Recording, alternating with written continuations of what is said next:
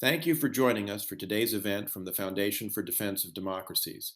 I'm Eric Edelman, Senior Advisor at FDD, a research institute exclusively focused on national security and foreign policy. We are nonpartisan and accept no funds from foreign governments. Today's event will focus on the readiness of the United States military and implications for Congress's consideration of the Biden administration's fiscal year 2022 defense budget proposal. Along with former CNO Admiral Gary Roughead, I served as the co-chair of the bipartisan, congressionally mandated National Defense Strategy Commission.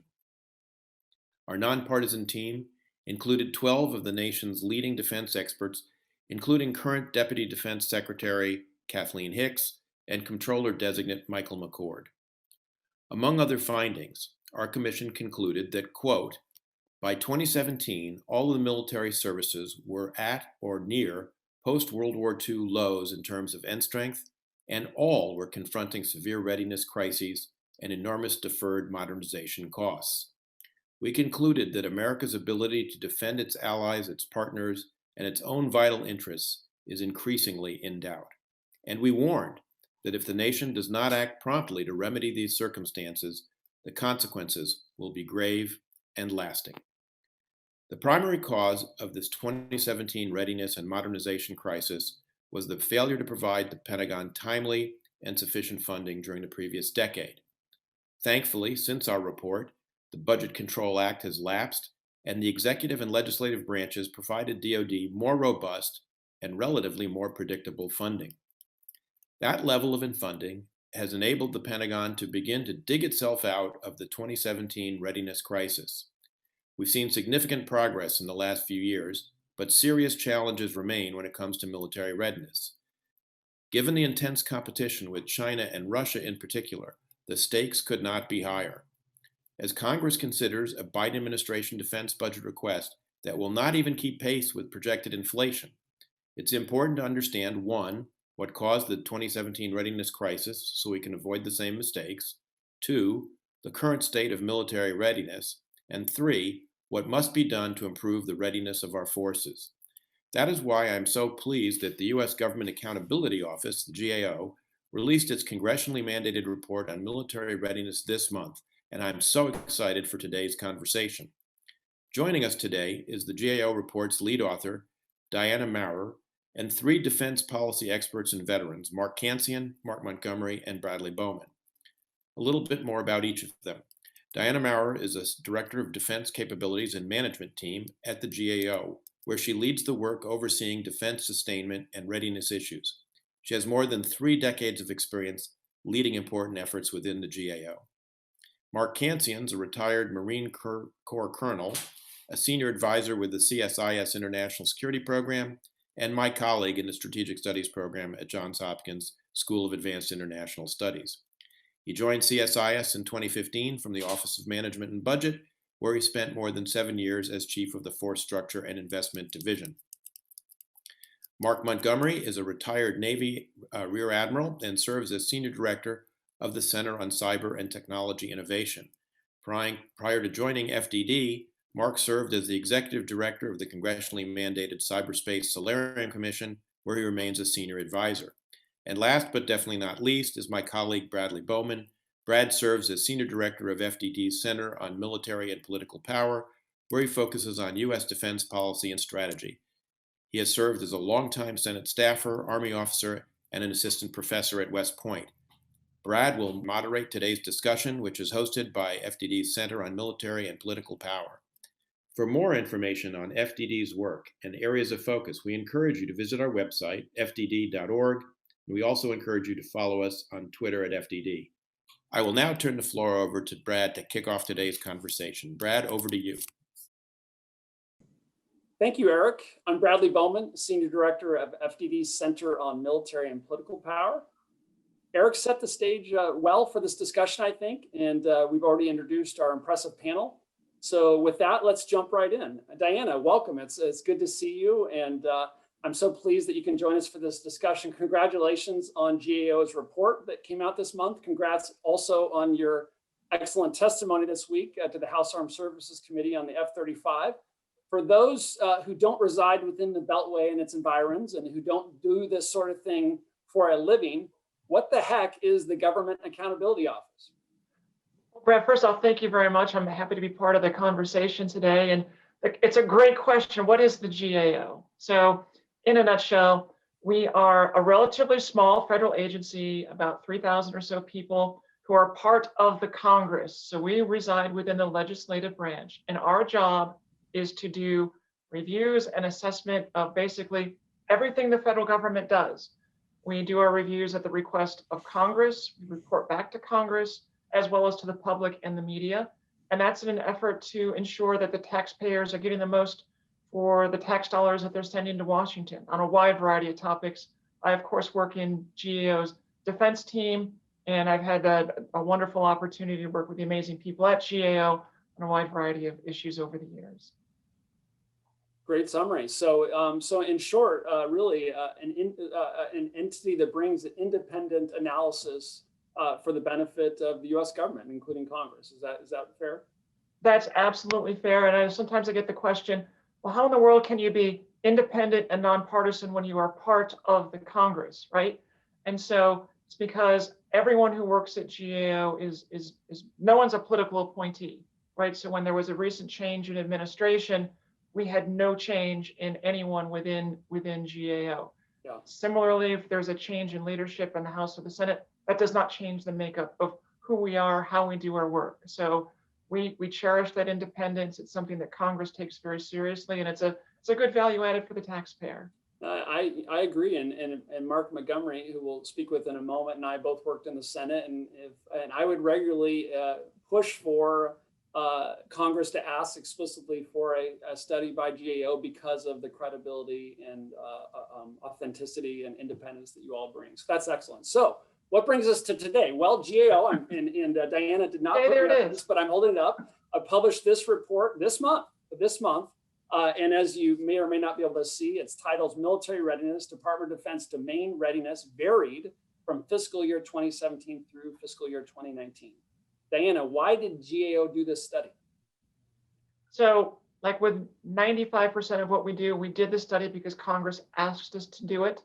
About 5-6 years ago, we issued a report on the status of military readiness across the services, found a number of concerning areas. It was something that grabbed the attention of Senate and House staffers on the various armed services committees. They asked, first off, the Defense Department to implement the recommendations from our prior report, but they asked us at GAO to just keep tabs on how is the department doing on improving readiness. At that time, there was a plan to devote additional money to the department, give them more money to help improve readiness. So they wanted GAO to go in and say, all right, is readiness actually getting better, or is it getting worse, and provide some insights as to why. That's great. And so you used the word readiness. We've used it in our title for this event, and it's in the title of your report. So for the lay person, what is readiness? What is military readiness? We use that term a lot. What do we mean? So what we basically mean is, if you think of a military commander, someone who's in charge of a military unit, readiness is the ability of that unit to execute its mission. And those missions can vary. It could be refueling a bomber in flight. It could be a naval unit that's supposed to keep sea lanes of communication open. It could be a cyber unit that needs to defend a website against cyber attack. So it's a variety of different missions. And so readiness is basically assessing whether or not that unit can do what it's supposed to do and what it's been tasked to do. That's a great summary and pretty clear, but let me bring in Mark C at this point. We're gonna go with Mark M and Mark C as we talk here. Let me go to Mark C first as our guest from CSIS. Mark C, you have long experience both in the military and out when it comes to military readiness. You do some of the best research in DC on these issues. What would you add to what Diana said in terms of just a basic understanding of what military readiness is and how maybe it's different from like military modernization, for example, another term we hear a lot about? Right. Well, readiness is one element of what many people call the triangle of military capability. The other elements are modernization, which is the acquisition of new weapons and capabilities, and force structure, which is the size and structure of the forces. every budget is a trade-off among these three. Readiness is important because it measures or it ensures that our forces can fight tonight and respond immediately to crises, but readiness is expensive and perishable, so every budget is a trade-off.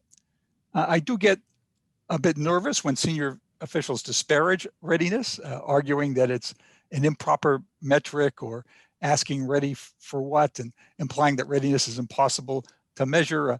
Such discussions tend to be justifications for cutting readiness, and in that we have to be careful. That's great, thank you. Going to Mark M now, the other Mark. Mark, decades in the Navy, years on Capitol Hill, lots of other great experience. Mark M, if you were explaining to your educated aunt or uncle that doesn't know anything about military readiness, what would you say to them? Why would you say they should care about this discussion, frankly, and about military readiness? Why does this matter to the average American? Well, it's because I think that military readiness is a key component of our ability to execute our contingency plans or our war plans in the vernacular. And not any one mission in one service can make it so you can't execute a war plan. But if you look across the broad, the broad range of these readiness areas, if too many of them are below the level you need to be able to generate the forces you need, you may not be able to execute your war plans. And I'd also say that there's a requirement for forces kind of in the present to be out there deterring adversaries.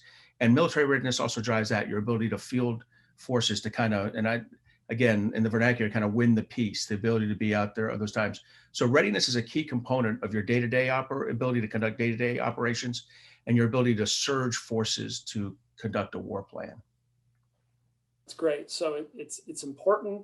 It affects our security. Our adversaries' perceptions of our readiness perhaps impact their decisions whether they want to roll the dice and try aggression.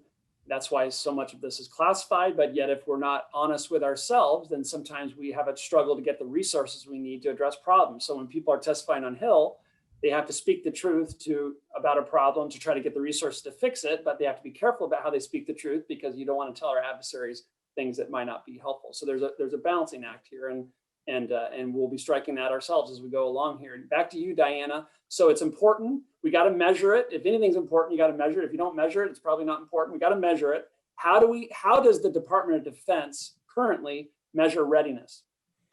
So there's a whole elaborate way that the military measures readiness, which we won't go into in painful detail, but to oversimplify, but in a meaningful and informative way, readiness essentially is military assesses readiness based on what we call inputs, right? Which means they look at, do we have the right number of people? Are they appropriately trained for the mission or the unit they're assigned to? Do they have the equipment that they need? And is that equipment ready to go, or is it sitting in a maintenance yard being fixed? And so those are the inputs.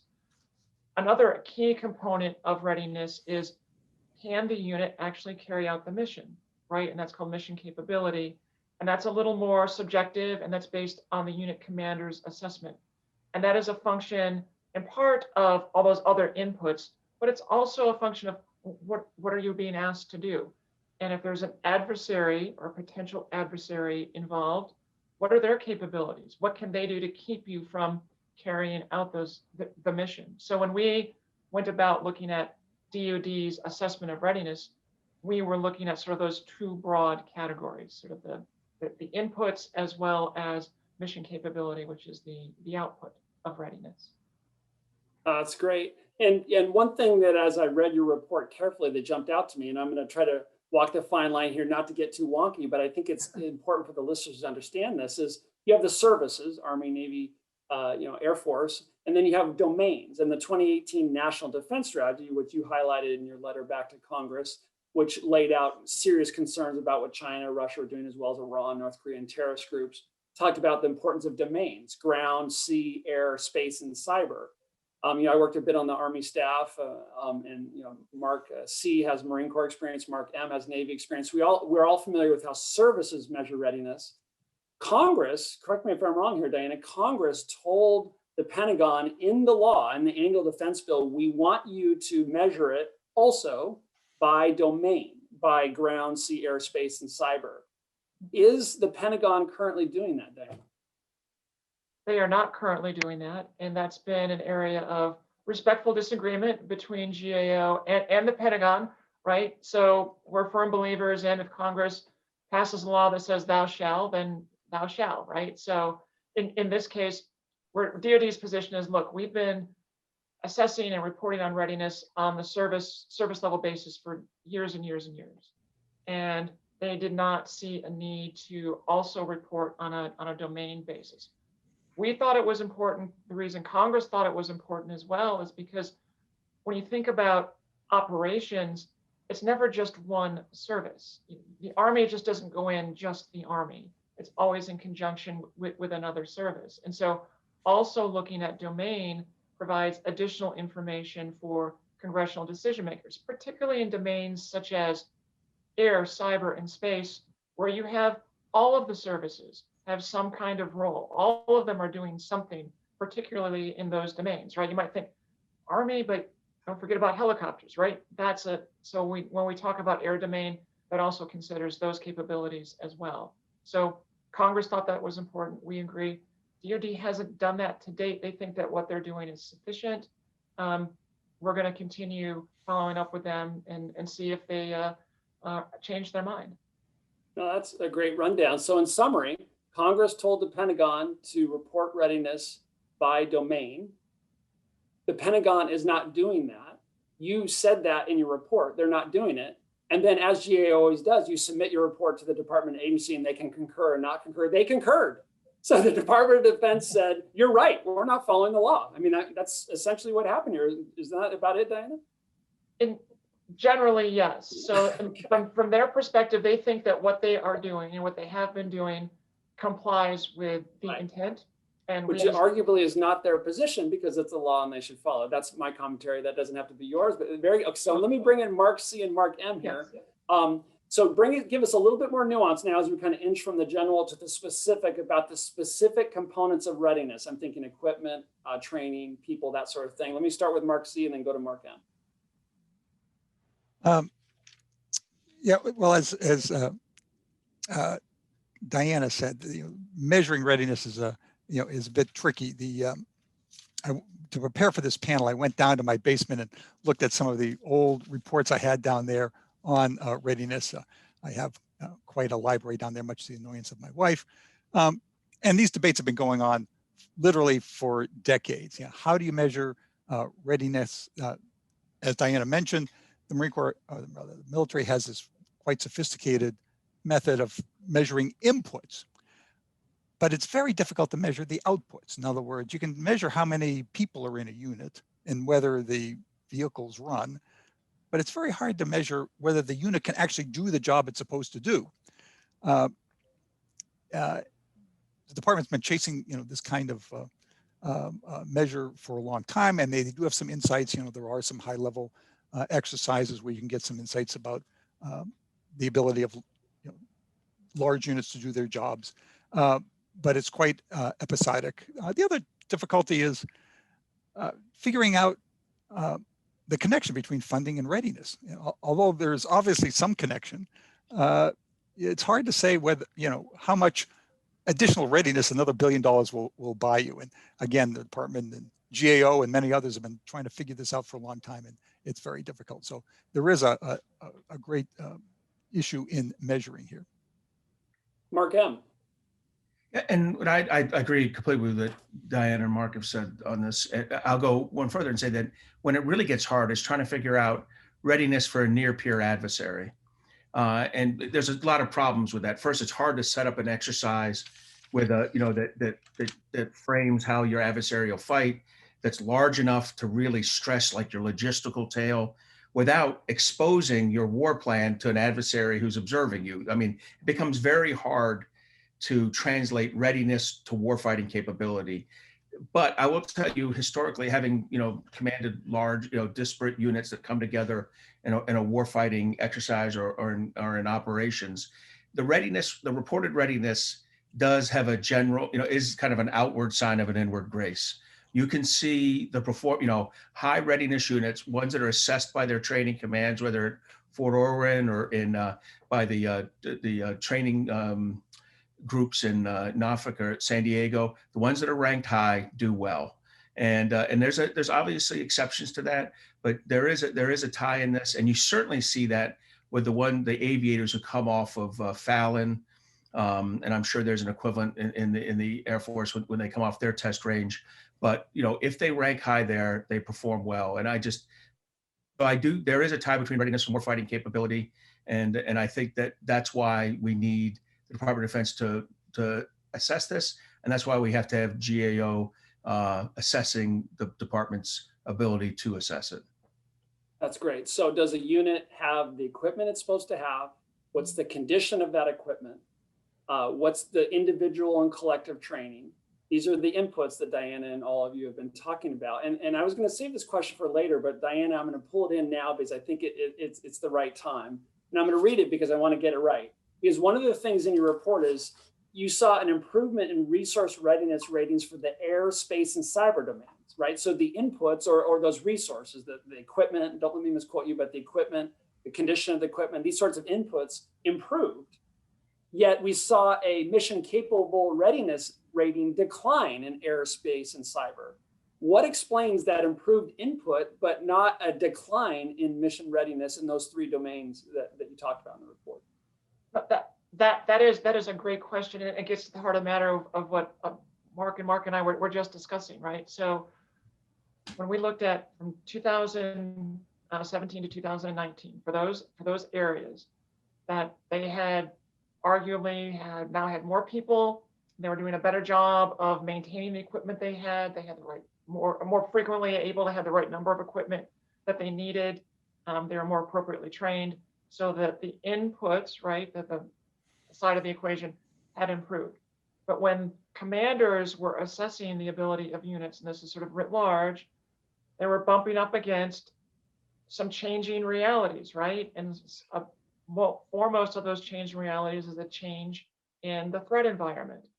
So you can conceive of a situation where if those units that we looked at circa 2019 were put backward in time into a threat environment circa, say, 2009, the output of readiness would almost certainly be a lot higher because they are facing a very different threat perspective. I mean, the capabilities in particular of China and Russia have changed dramatically over the course of the last 10 to 20 years.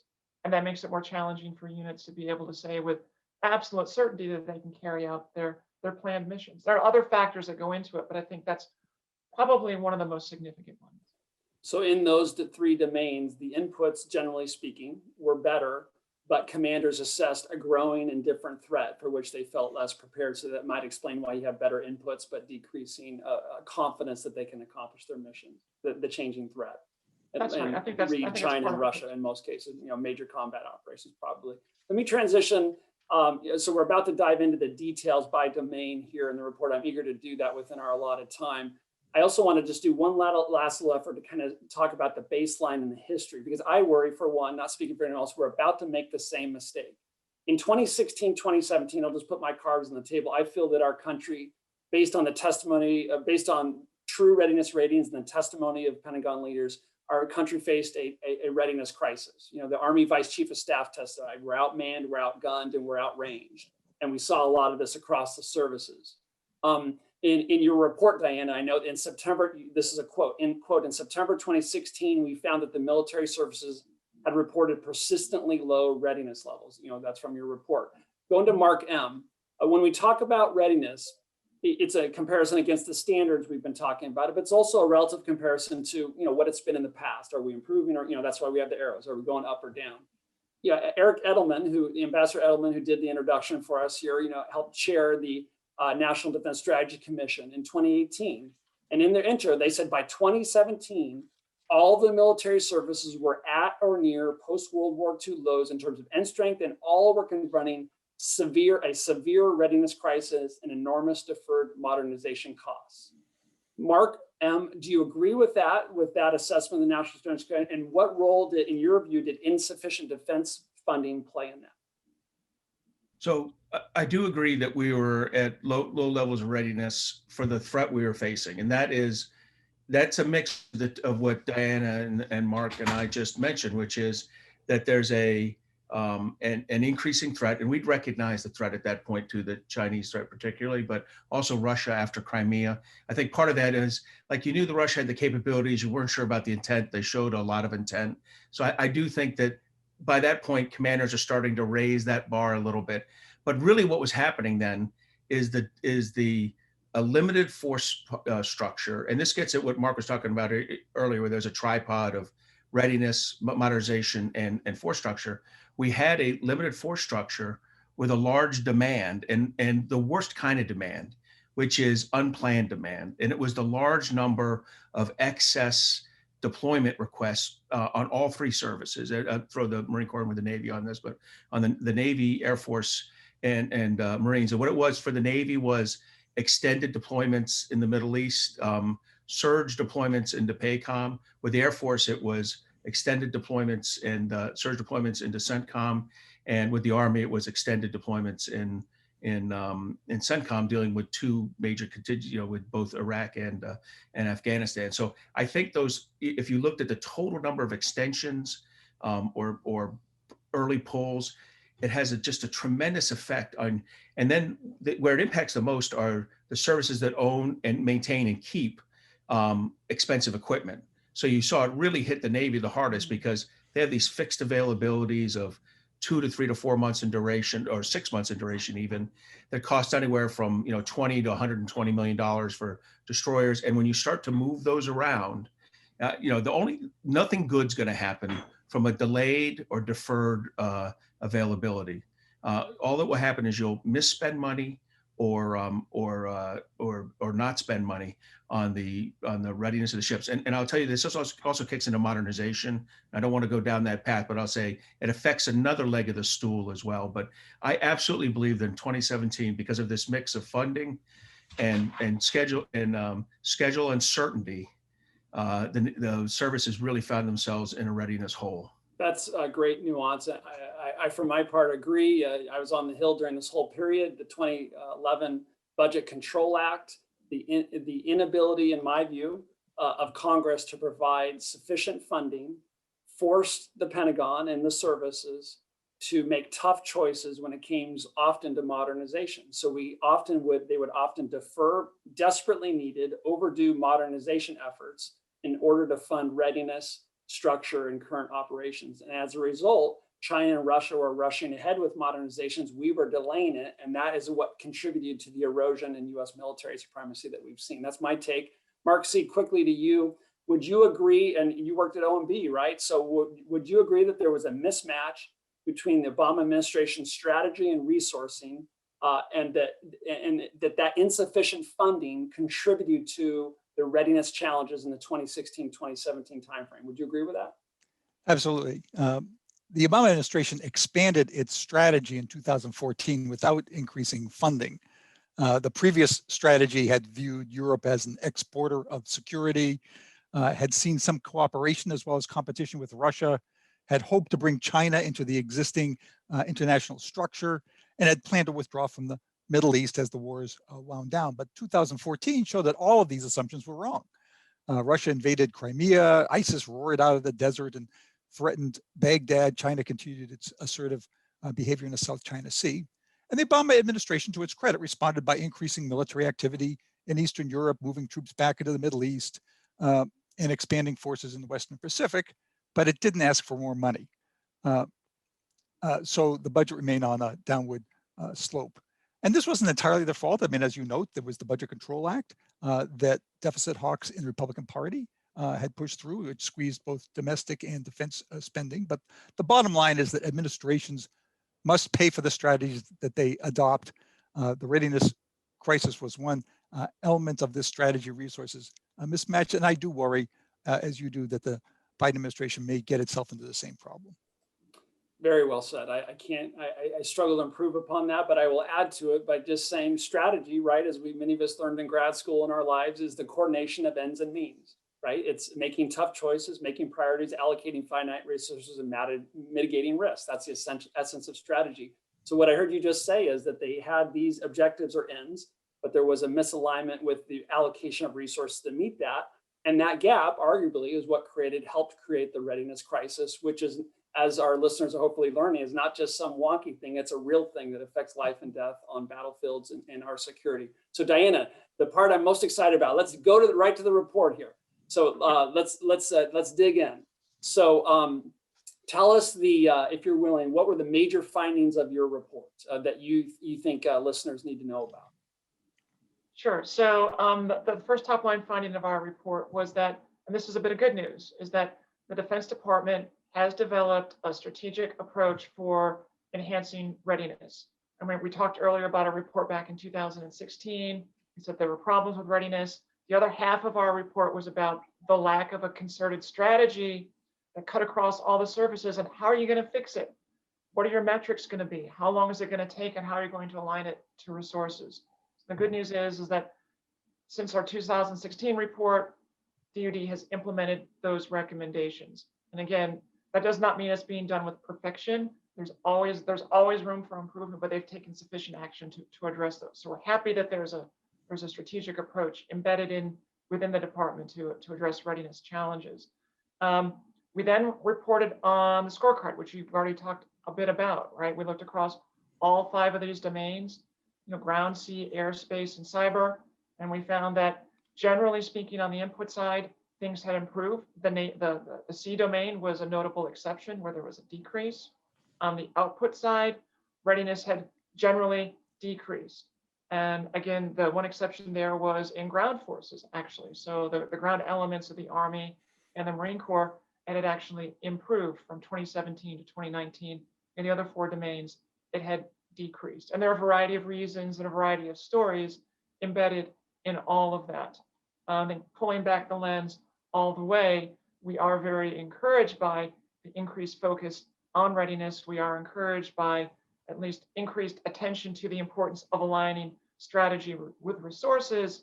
That's finding the right sweet spot on that is always a challenge. That's a function of internal politics in the Pentagon, as well as the political process on Capitol Hill. Oh, thank you for that. And I would just commentary from me here. It's interesting. I mean, the National Defense Strategy Commission that I mentioned earlier, that Ambassador Edelman, along with Admiral Ruff, had co-chaired, they recommended that the defense budget increase 3 to 5% above inflation for the foreseeable future. And I would just note that the Biden administration's defense budget request will not keep up with projected inflation. So much, much lower than that bipartisan commission recommended. So I think that is notable.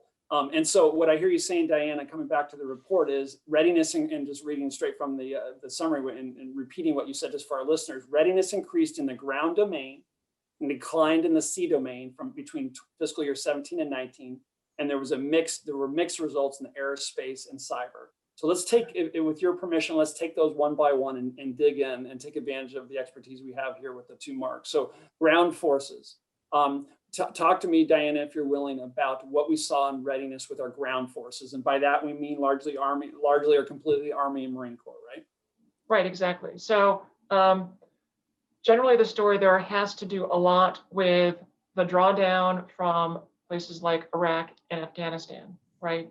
The Army and the Marine Corps had been essentially developing readiness capabilities over the preceding 2 decades, and they were getting chewed up. They were producing readiness and it was being consumed with those wars in Iraq and Afghanistan. As we step back, it gave the Army and the Marine Corps the opportunity to train for a new mission set against the higher end threat, gave them the opportunity to reconstitute, and gave them the opportunity to recover.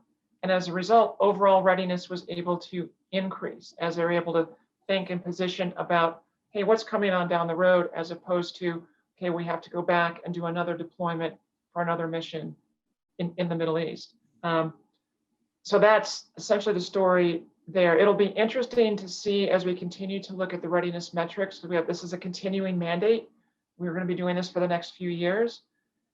As both of those services pivot to a different approach and a different focus and emphasis, it will be interesting to see if they're able to maintain those readiness marks the way they have been doing over the past few years.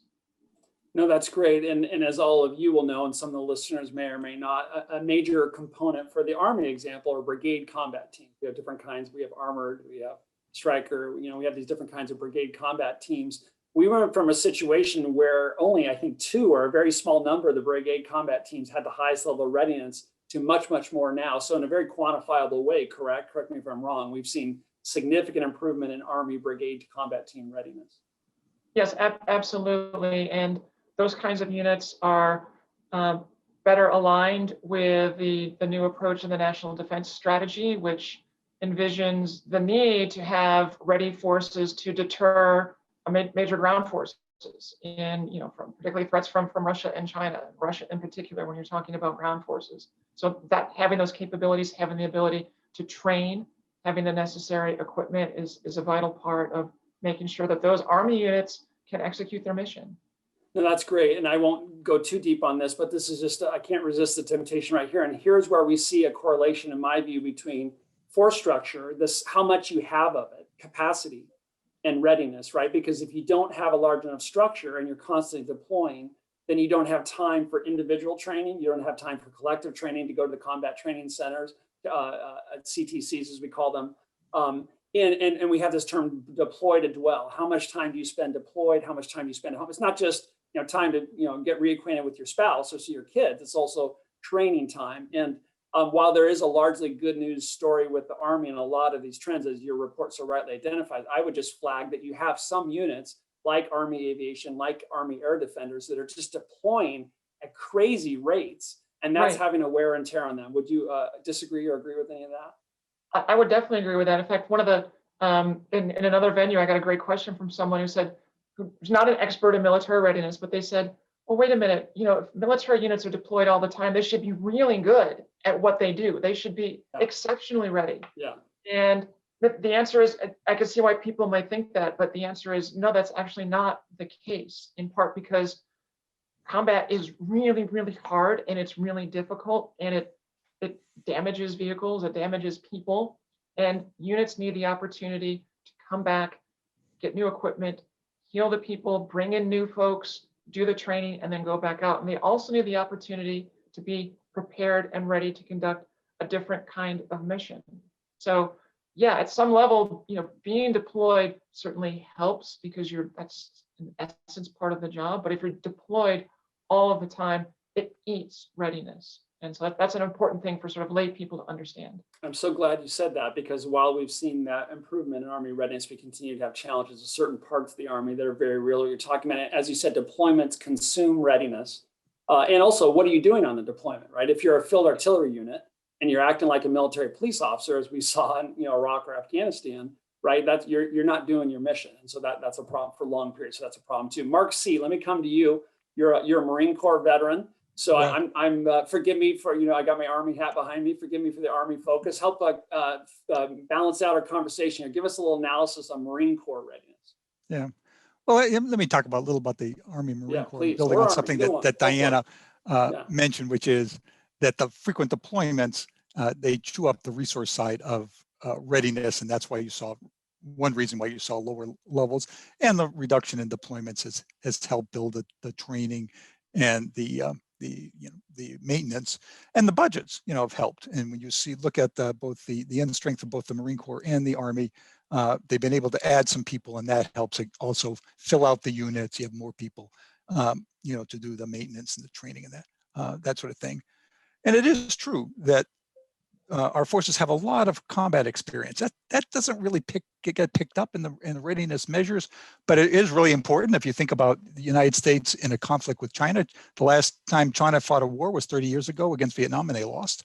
And our forces have a lot of current expertise. But I do want to raise a question, stepping back from this report, which ends in 2019, and point out that things have happened since then. And one of the big things that's happened is the fact that we're doing this panel from our homes because there's this pandemic out there. And that's had a big effect on the military services. And in many ways, it's overwhelmed some of the other measures in the last year. The services had to pause training in the spring and develop procedures to continue operations, but they were able to restart training at all levels and continue global deployments. This was critical for maintaining U.S. global presence and preventing power vacuums. But some of the high-level training exercises were canceled, and some of them still can't be fully reestablished. So it's unclear what the long-term effect of the pandemic is going to be on readiness. Now, when I've asked senior service officials in the Army and Marine Corps, they're emphatic that their services can execute all the missions that they've been given, but they also acknowledge that there are just some things they haven't been able to do for a year. Great analysis, absolutely. And if I'm not mistaken, the Defender 20 exercise, this exercise where we mobilized a lot of forces, including Army forces, ground forces, and tried to send them to Europe to simulate a crisis, perhaps with Russia and Europe. That was curtailed, I think, because of the pandemic, was it not, Mark? It was, and there have been a lot of exercises that have either been canceled or curtailed. Absolutely. All right, so let me transition. Mark M has a million things he could say on that, but let's go to his particular sweet spot. He's good across all these areas. Let's go to his particular sweet spot on the naval or sea forces. So Diana, what did GAO find in terms of naval domain or sea domain readiness? Yeah, so in sea domain readiness, the news was not good across the board. And the underlying reasons were a lot of the themes that we already talked about. For a period of many, many years, the Navy was shrinking, so had fewer ships in the fleet. The demand on the Navy at best was staying flat, and sometimes it was going up, so they were doing more with less. They were also contending with an uncertain budget situation, which had implications for their ability, among other things, to adequately maintain its ships. So all of those things combined with a variety of other things. They had training challenges, they had challenges in getting the number of people necessary to be on board all these different ships, contributed to decreases in both the input side as well as the output side.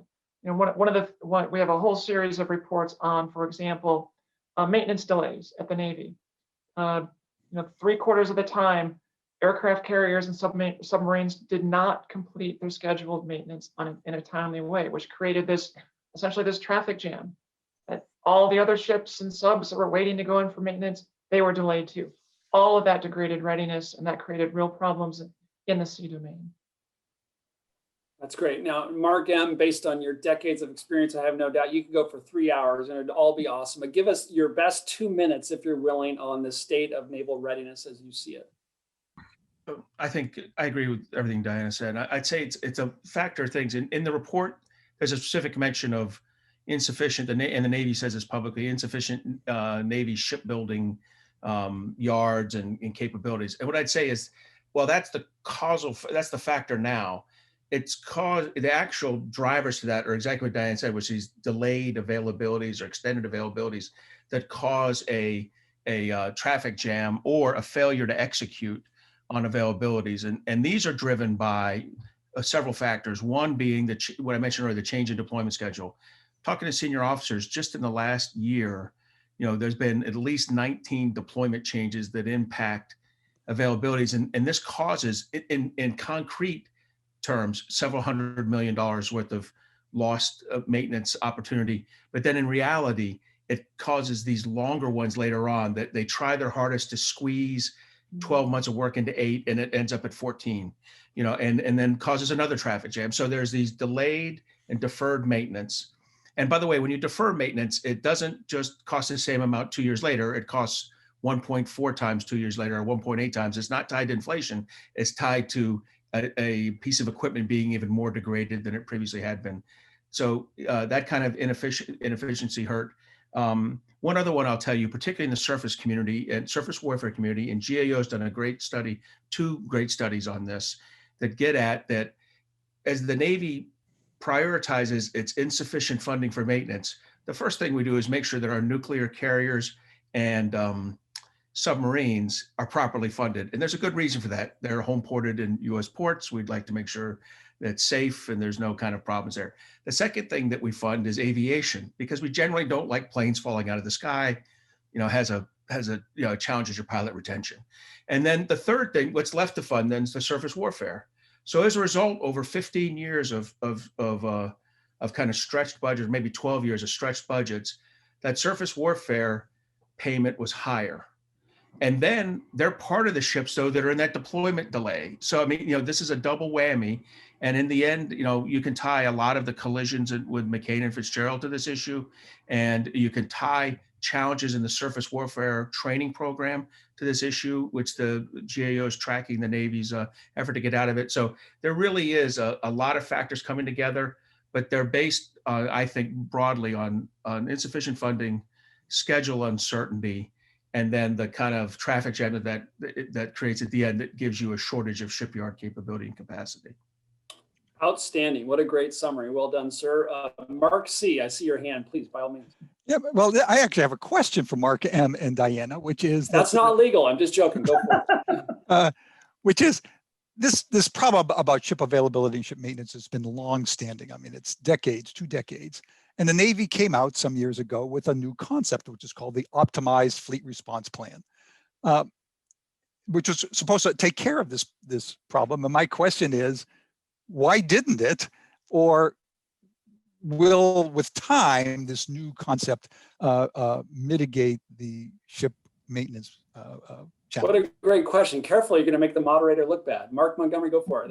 What's your answer to that? So OFRP, in principle, having good schedule, consistent scheduling, properly funded across a mathematical 36 or 40, depending what type of ship you are, month period, would work. And we tend to do that for submarines. And again, I'd emphasize submarines, nuclear powered, always get their money. Where OFRP won't work is if your overall funding is insufficient or the pull on your forces becomes exceptional. And so if those two factors still happen, insufficient funding and schedule uncertainty and delays occur, even a principled effort like OFRP, or mathematically based effort like OFRP will struggle to solve, it'll struggle to solve what are really inherently political problems. And I can't resist here, and Mark Montgomery will correct me if I get any of my facts wrong, and then I want to turn to Diana to see. I'm happy to spend a little more time C domain here because that's where a lot of the challenges are, right? And as we think about the Indo-Pacific, we got to get that right. But you just based on my time on the Hill, I have to say, right, it was the Department of Defense that wanted to close one of our 4 public shipyards focused on attack submarine maintenance. And they didn't want to do that because they were evil. They wanted to do that probably because they had a limited budget. And within that limited budget, they said, we have to make tough choices. So let's close Portsmouth Naval Shipyard. But now we know we don't have enough attack submarine maintenance, right? So around and around we go with these sort of decisions, and no one can see into the future. But this is kind of the decisions that we see made, like, hey, let's cut the A-10, not because we don't need it, but because we have a budget and we have to live underneath that, and we're making tough choices. Diana, what would you add in the C domain before we move on to the next domain? Right. So on the C domain, to go back to the plan, just real quickly, having a plan is wonderful, but the problem was when the plan, in this case, the Navy's plan, collided with reality, right? And so when an aircraft carrier needs maintenance, you just don't pull up to any random port and fix it. You need very specialized facilities. You need a gigantic dry dock. You need nuclear repair facilities. So the plan is important. When you're late in executing maintenance, the plan falls apart, and that's essentially one of the reasons why OFRP hasn't worked as planned for the Navy. Mark M., 20-second rebuttal. Are we good? Oh no, you got that right, and I think it's exactly that. It's when a plan meets reality, and one thing I would say, Mackenzie Eaglen does a great job of discussing excessive combatant command demand, but I don't think this is a combatant command demand signal. This is a White House DoD leadership demand signal, and I'll give you one good example. So we're drawing down from Afghanistan. What's the first report we got out of the Department of Defense? We're going to extend the Eisenhower Strike Group, some number of months out in the Indian Ocean, Arabian Gulf. I promise you, there's a cruiser in that group. There's 1 or 2 destroyers in that group, and there's an aircraft carrier in that group, and they all have scheduled maintenance sometime prior to that is now scheduled to probably begin prior to their arrival back in home port. And even if it was slightly thereafter, there were other things that are supposed to happen pre-maintenance that you don't get to do. So, the minute we had a change in our policy on how we're going to handle Afghanistan, we have, you would not think that the next thought on your mind is, well, we just kicked maritime, readiness, in the butt, but we did with this decision. And I expect if I was the Air Force, I'd be nervous because the relief for the Enterprise Strike Group might be 3 squadrons, from CONUS that are now surging over 4 months from now to serve as the equivalent of an aircraft carrier's worth of strike fighter I'm aircraft. so glad you said that. And the irony is just notable, I think. Right? A lot of people want to, not a lot, some people want to withdraw from Afghanistan because they're concerned about the China threat. And they say we only have so many resources and we need to allocate more finite resources just to China threat rather than Afghanistan. And yet, as you said, one of the potential side effects of that withdrawal decision from Afghanistan is more demand signal on our sea forces. And if you look at General McKenzie's testimony and his press conference yesterday, it's probably going to be more demand on our drones, right? Because our drones will be flying not from a base there in Afghanistan because we will be gone, but from bases in Qatar, a very long flight. So, second, third order unintended effects of policy decisions made in the White House. Very interesting. Okay, air domain. Diana, what do we need to know on the air domain readiness based on your study? So for the air domain, what we found was a slightly mixed picture. That on the input sides, the situation had improved, but on the output side, on mission capability in particular, it had decreased. There are a variety of reasons behind that. I'll just highlight just a couple right off the bat. A lot of these air systems, and again, this is something that cuts across all the services. So we're talking about Air Force, Navy, and Marine, as well as Army, right? And it's not just aircraft, but airplanes, but also helicopters. Broadly speaking, a number of the systems that these different services are using are aging, and in many cases, they're being used well beyond their expected life, which means they're breaking down more often because they're getting older. And as a result, they can't fly as often. So that degrades readiness. We did another report that we issued late last year on mission capability rates across 46 different air systems. And we found that only 3 of them met their goals a majority of time over a 10-year period. And about half of them never met their mission capable goals over that entire decade-long period. So that's a real problem. And that's part of the reason why we're seeing the downtick in overall output for readiness in the air domain. Thank you. Mark C., what would you add when it comes to air domain readiness? Yeah, I would add 2 things building on what Diana said. One is that we have to be careful with air readiness. Airplanes are fabulously expensive, but we have to be careful that we don't substitute aircraft that cost $40,000 a flight hour for aircraft that cost $15,000 a flight hour and think that that's going to help our readiness, because the cost of these new aircraft, which may bring very important capabilities, is just so high. The other thing that I would flag is a caution about reducing support for aircraft that are leaving the service. And what I see the services tend to do is that if an aircraft or a type of aircraft is going to leave, going to be retired, they cut way back on the support. And so for those last couple of years, it doesn't have the kind of maintenance and readiness that it usually did, and it can, in fact, can become dangerous. And this may have been one of the problems with the Marine Corps' CH-53E heavy lift helicopter, which had a lot of accidents that may have been a result of, at the end of its life, getting cut way back on parts and maintenance. Yeah, please. Hey, Brad, if I could add in on that. One thing, I'd also say that uniquely, this is an area where both China and Russia have asymmetric advantages. The air defense weapon systems of China and Russia are high quality. The electronic warfare practiced by particularly Russia, but also China, are significantly better than ours, particularly at the tactical level.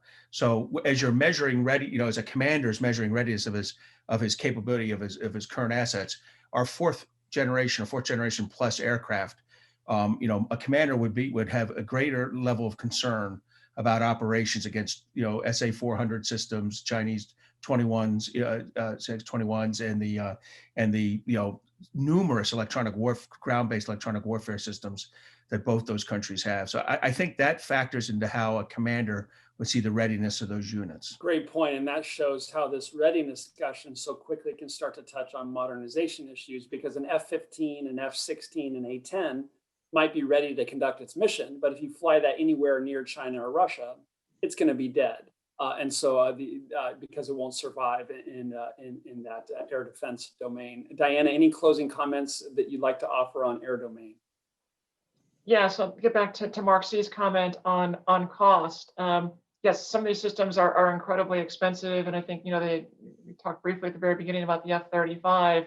It's kind of the poster child for this, and we're talking about a life cycle sustainment cost, not just production, but just to sustain that system. It's $1.3 trillion, and the services are at a point now where they, at least with the way the program is currently structured, they literally cannot afford to fly the number of planes that they plan to buy.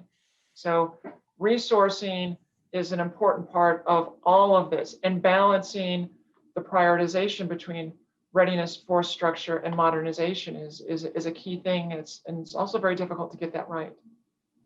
That's excellent. Thank you. Boy, I wish we had more time. This is excellent. I'm really enjoying this. Let's go to the space domain. Space domain, someone, again, who doesn't do this sort of thing for a living might think space domain, right? I mean, that's where my cell phone coverage comes from. What are we talking about with the military here? Tell us what you found in the space domain, Diana, if you wouldn't mind.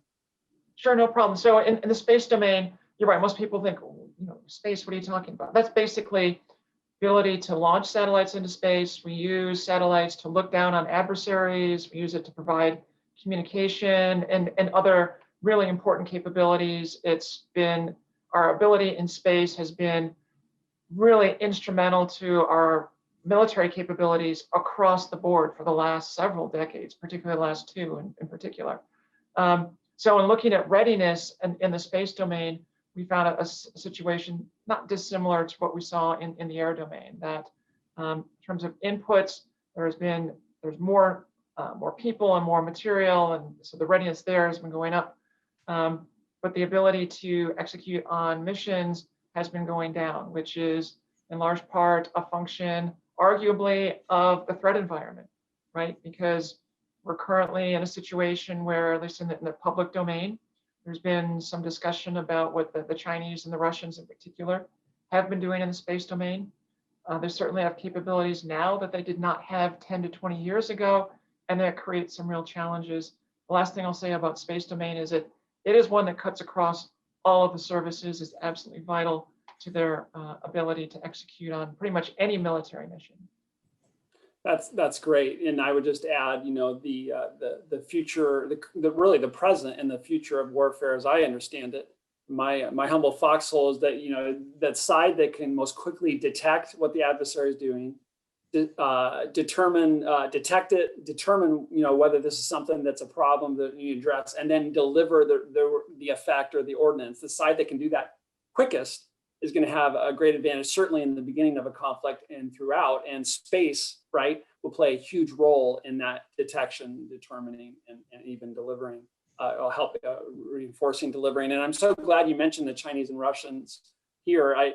We have a visiting military officer program at FDD, and I've done some research with Major Jared Thompson on what the Chinese and Russians are doing. And I'm not sure the average American realizes what's been going on there. I mean, Chairman Milley, the chairman of the Joint Chiefs of Staff, said a few months back that he thought the next Pearl Harbor surprise attack could happen in space. And perhaps one of the reasons why he said that was because the Chinese and Russians had been working for quite some time, as this group knows, but the listeners may not, on ground-based missiles that can actually shoot down satellites. Of course, the Chinese demonstrated that capability back in, I think, 2007.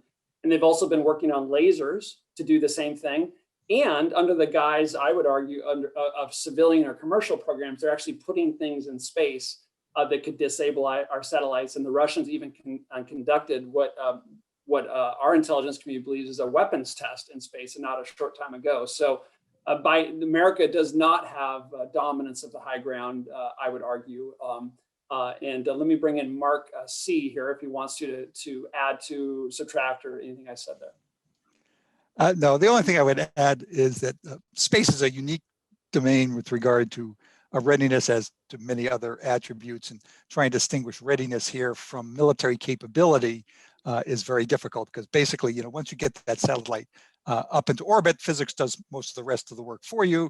You can't repair it, you can't supply it. So we're going to need to think about how to describe readiness in space in a way that maybe distinguishes it from modernization, where there's no question, building new satellites, getting new satellites up there is very important. Great point. For the sake of time, let's move on to our last domain before we kind of zoom out and conclude. Cyber domain. So Diana, what did you discover in terms of readiness in the cyber domain? Story is very similar to the one we found in the space domain. As you can imagine, there's been a great deal of additional emphasis and focus on the cyber domain across all of the services. So that's why it sort of gets back to the broader point. This is why it's important to report on a domain level, not just on a service level. And so the inputs have improved, so readiness there has gone up. But the overall ability to achieve goals and on the output side, that has gone down. And I think that's in part a reflection, again, of not just necessarily the threat environment specific to any particular country, but just the massive challenge, right? When you're talking about cyber from a defense perspective, think about everything that uses a computer has the capability of having an adversary mess with that capability, right? So that means cyber defense is a big part of that. So it's a mammoth challenge. I mean, some of the reporting that we've done on cyber defense and cyber capabilities within the U.S. military gets at some of the internal plumbing issues just within the Pentagon, right? Like, how do you make sure that everyone is performing what's known as cyber hygiene, which is doing what they're supposed to do to keep systems safe? There's a cyber command. How are training requirements that are established by cyber command trickling down and being executed by the military services? So there's a lot of sort of kind of back office portions of the readiness picture within cyber. Another factor, of course, is the ability to hire the skill set that they need, hire and train the skill set they need to carry out these defensive as well as offensive operations. There's a tremendous demand in the private sector for those skills, and it creates a challenge for the military. There are many others, but I think those are the high points. That's great. Mark, in addition to your other accolades, you also played a leadership role in the cyberspace solarium. You're the senior director of the Cyber Center, our Center for Cyber and Technology Innovation. What is your assessment of our nation's current readiness in the cyber domain? So I think GAO has it just right, which is to say the services aren't in a good, they can say their readiness is up. If each service told me they were 80, Army, Navy, Air Force, and Cybercom told me it was 40, I'd say, well, it's 40 years. Because, I mean, I don't think the services are in a position to really assess the readiness of the forces, because so much of the service forces go directly to Cybercom into their cyber mission for the National Mission Force and other assets. So the first thing I'd say is I absolutely would go along with the mission. This is the best example of where mission readiness is the actual driver of readiness, and the service readiness assessments are of limited value.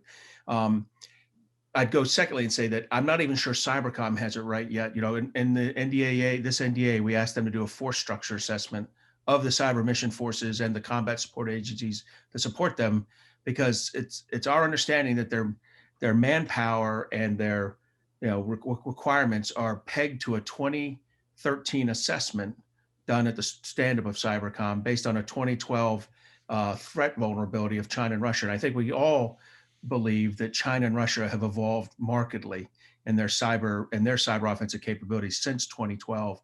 So that force structure assessment, I have a feeling that when Diana briefs this in 2022 or 2023, looking back at the next 2 or 3 years, the cyber arrow should continue to go down, because I think we're going to see that force structure assessment is going to show that we're probably now at about 50% of required manning. When they think that their stipulated manning is only 50% of what they actually need. So they're going to be in a readiness bathtub pretty quickly, I think, when that force structure assessment's done. If they're not, I'd have some questions about the integrity and the analysis of the force structure assessment.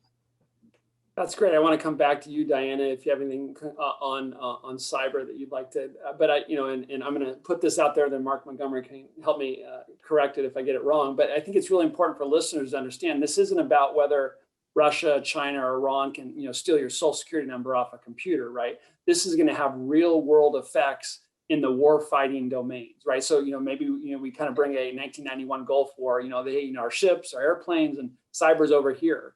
Right? Cyber is not over here, right? It's going to be affecting everything we try to do in military operations. It is now, and it's certainly affect it. I mean, can our aircraft that are delivering forces from the continental United States to the conflict zone, can they trust the data they're getting that is organizing that flight and getting it off the ground? These sorts of things. Mark Montgomery, do I have that right, or what would you add to what I just said? I'm just trying to, this is a core warfighting thing, not a peripheral thing.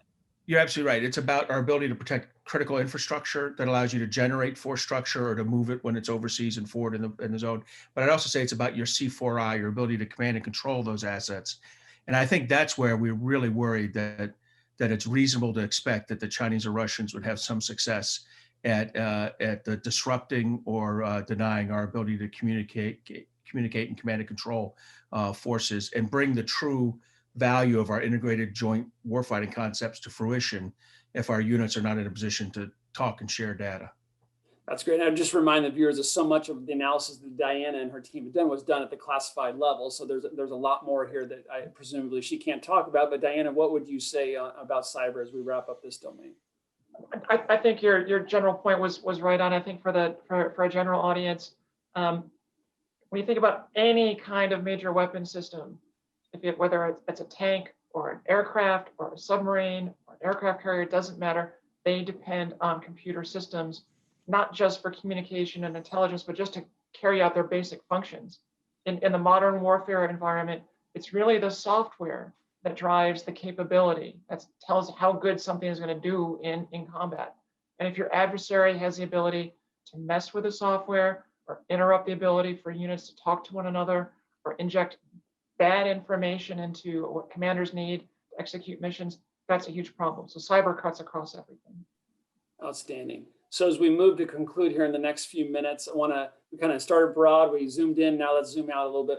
Mark M., let me come back to you. We've talked a lot about readiness, we defined it, and then we assessed where our forces are by domain. But it's not just about readiness, right? It's about location. Where are those ready forces located? And if you wouldn't mind, give me 30 seconds or so on that. Sure. So I think just as important as in that commander's assessment of how useful is this unit to me is its locations. So in that regard, forward station forces are uniquely valuable. First, they're there. They're when you think about the national defense strategy and contact and blunt forces, these are the preponderance of your contact and blunt forces.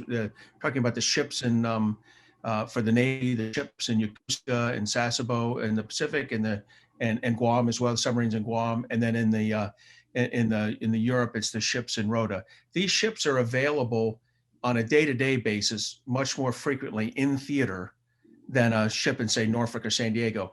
But in addition, in that kind of we all need to go to war now kind of crisis scenario, they're going to be available, 75, 80% of the time, just when they're not in that maintenance availability. Now, that's not the same full up round, but that kind of availability is going to be critical to winning. And in the absence of that, you need a 3-to-1 or 4-to-1 or 5-to-1, depending on the type of ship and the maintenance schedule, with the nuclear ships being closer to the 5-to-1 kind of replacement plan to get that capability.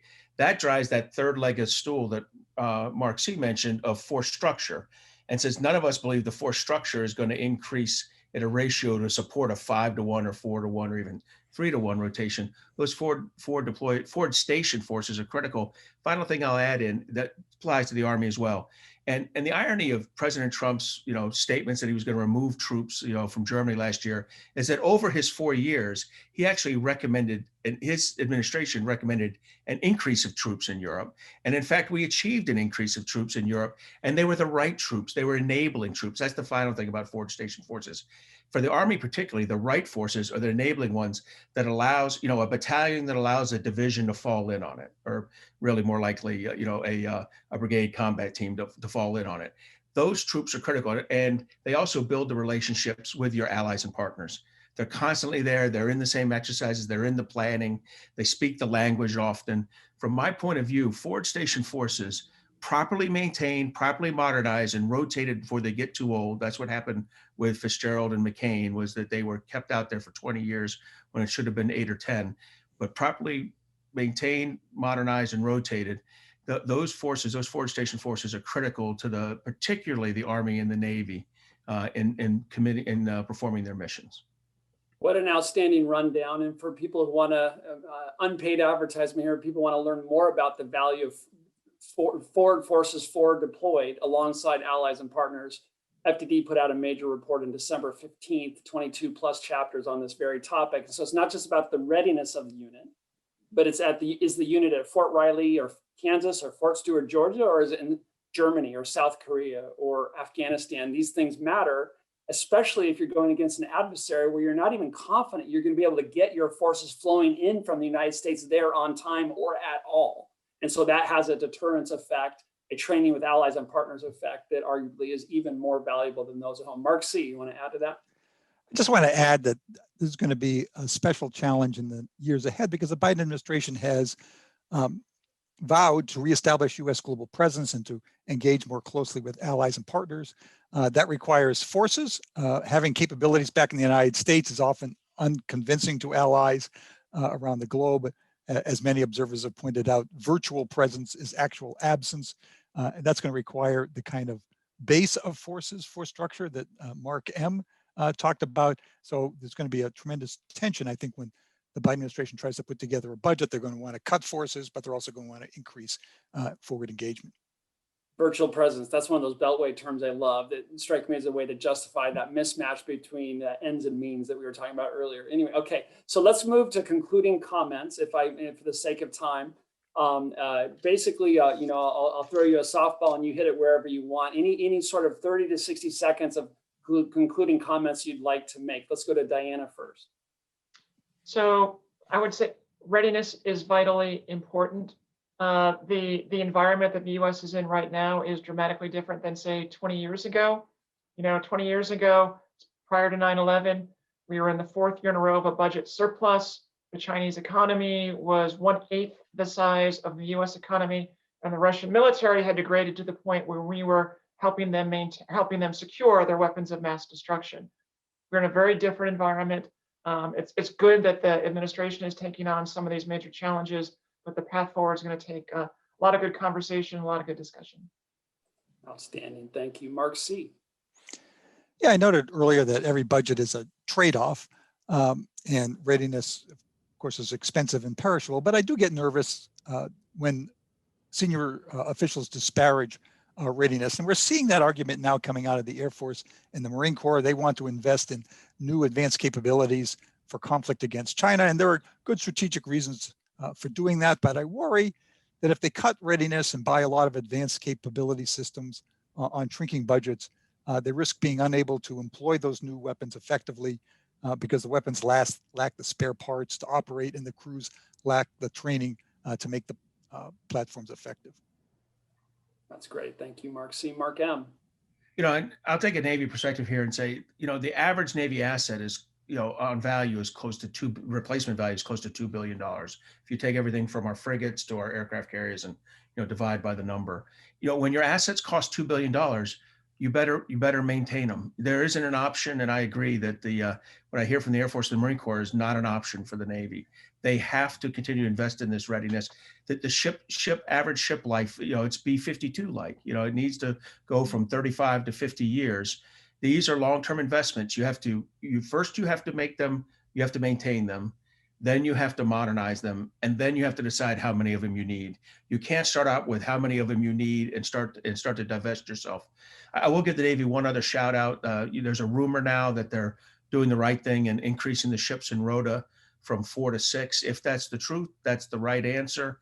It'll get us more capability, not just for EUCOM, which is necessary both in the Mediterranean and in the North Sea, but for CENTCOM, as those when there isn't a giant tanker stuck in it, it's a pretty easy movement from into the Red Sea and the Arabian Gulf from the Eastern Mediterranean. Well, thanks to you three. Thanks for sharing your insights and your decades of expertise. I've really enjoyed it. I hope you have as well.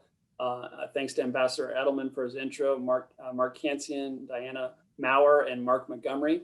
For more information on FDD and the latest analysis from our Center on Military and Political Power, I encourage you to visit fdd.org as well as on Twitter @FDD. Thank you so much. Best wishes.